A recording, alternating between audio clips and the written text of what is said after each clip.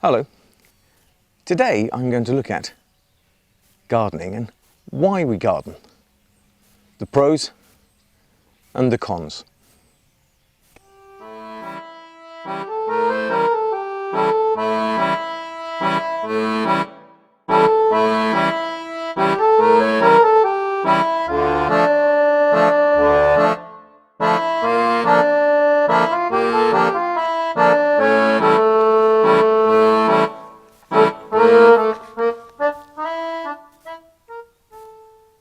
So why garden? Well, some people don't. They think it's a waste of time, they don't like the idea of gardening, they maybe have better things to do in their mind, and why not? But for some people, gardening is a passion. So what are the pros to gardening? Well, the first thing is you are influencing the green space where you live. So if you have a window box, a balcony or a garden, it's up to you to choose what grows there, how things are organised, and you, in fact, are controlling your green space as you feel fit. So that's one very nice thing. If you don't like the colour of the flowers that are growing there, you can change them. If you want a lawn, then you can organise that, etc, etc, etc. So the first thing is you choose how your green space is laid out and how it looks. The next thing is exercise. Working in a garden is extremely good exercise. There are some very, very physical activities in gardening, such as digging, carrying around bags of manure, mowing the lawn, cutting the hedges, etc, etc. So it's actually a very good way of getting some physical exercise and some fresh air. Compare this to lying in front of the TV, for example. Now, it's not just good physical exercise. It's actually a very good mental exercise too, because you learn things from your garden when you are gardening. And often to grow things in your garden, you're going to look on the internet or in books to find out how to do things. So you're educating yourself and you're stimulating yourself mentally on a regular basis. It's also a very good educational environment for children.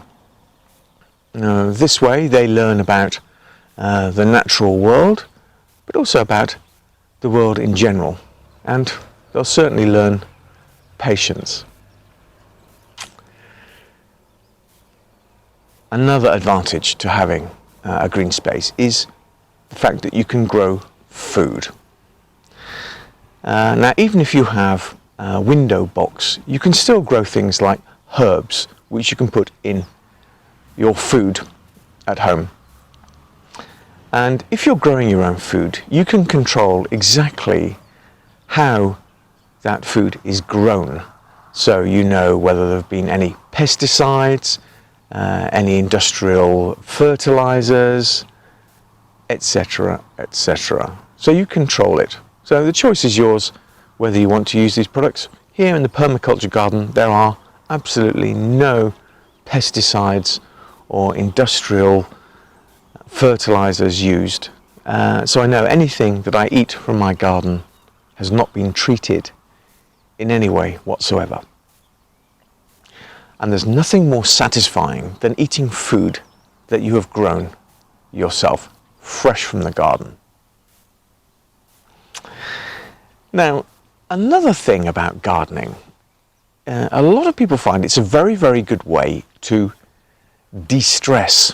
If you have a very stressful life because of your job or for other reasons, often spending a little bit of time in the garden is a very, very good way of getting things back into proportion and de-stressing. So again, it's often a very, very good way of just, as I said, getting things back into balance mentally too. Another thing about gardening is this: if you have a lot of time on your hands, gardening is a very, very good way of filling that time. This is often why lots of retired people do a lot of gardening, simply because they have the time to do so. So if you find that you're at a loose end and you're getting bored, why not try a bit of gardening to do something productive and satisfying during that time? And the last thing I'd like to mention is this: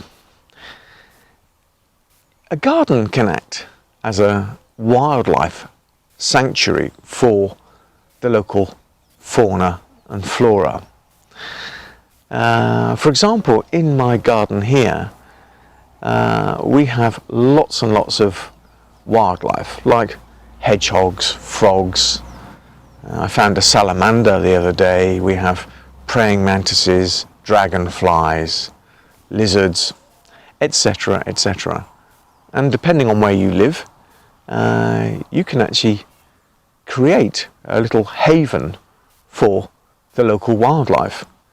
Depending on where you live, I'm sure you can have anything from grizzly bears to, I'm not quite sure what you could have really, kangaroos, depending on where in the world you live.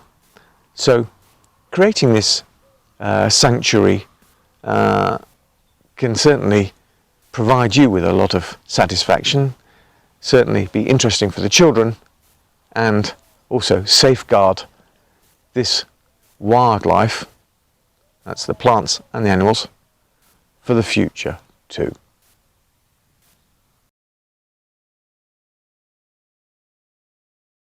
I've been giving a little bit of thought to the negative sides of gardening. I've had to search a little bit to think of what I could possibly say that's negative about gardening, but there are a few things to think about.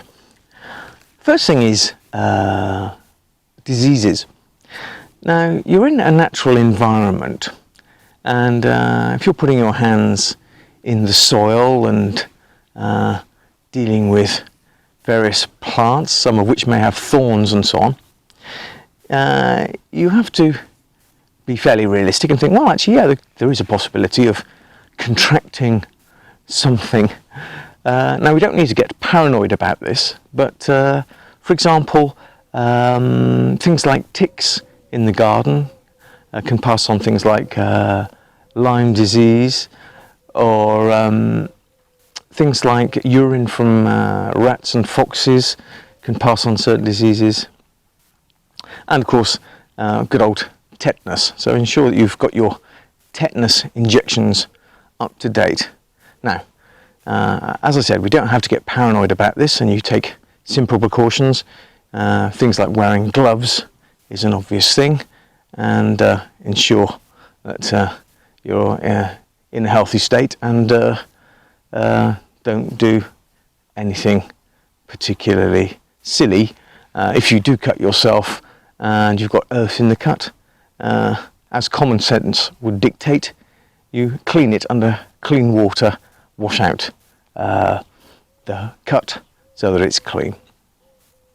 So, diseases, but as I said, we don't want to get too paranoid about that.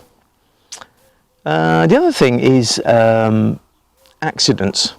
As with things like DIY in the house, in the garden you're going to be using various tools, and of course accidents can happen, particularly if you're climbing up ladders or climbing into trees. You can fall out of them or off the ladder, and of course you're using things like secateurs or even chainsaws and things like that in the garden. So again, common sense dictates that safety precautions are taken where necessary when using these things. And the last thing I'd like to talk about, which is kind of fun, is gardening can be, like any hobby, can be addictive. There are other things in life as well, and you don't want to become totally addicted to gardening and start spending silly amounts of money on it.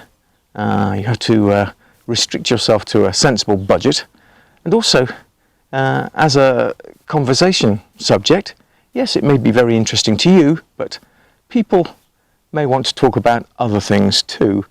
Even though you are madly keen on gardening, maybe the people you're talking to aren't. So again, try and keep a balanced view on things. So there, we've done a tour of why we garden, and now all I need to say to you is, please enjoy your gardening, and as I said, enjoy it as much as possible, get all the benefits from it, and don't bore everybody to death with it when you see them in social occasions.